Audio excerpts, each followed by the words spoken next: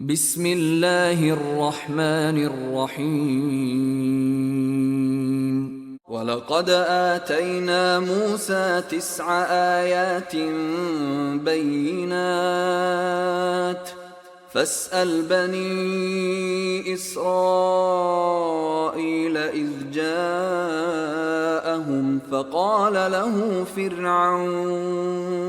فقال له فرعون إني لأظنك يا موسى مسحورا قال لقد علمت ما أنزل هؤلاء إلا رب السماوات والأرض بصائر وإني لأظنك يا فرعون مثبورا فأراد أن يستفزهم من الأرض فأغرقناه ومن معه جميعا وقلنا من بعده لبني إسرائيل اسكنوا الأرض فإذا جاء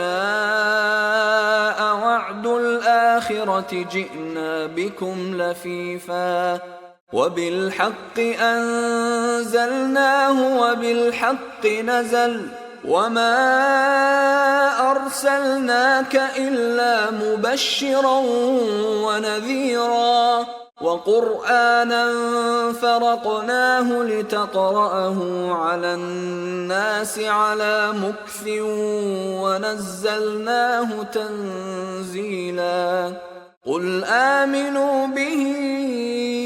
أو لا تؤمنوا إن الذين أوتوا العلم من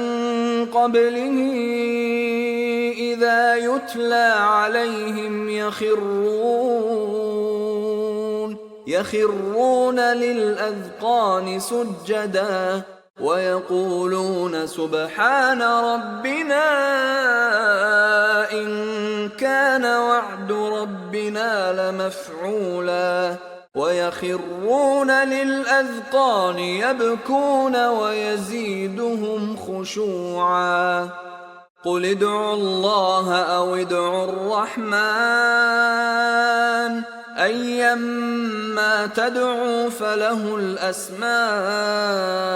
الحسنى ولا تجهر بصلاتك ولا تخافت بها وابتغ بين ذلك سبيلا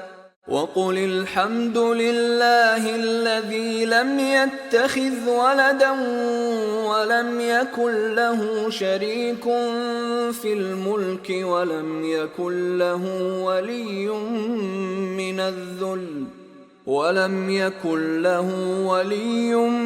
من الذل وكبره تكبيرا.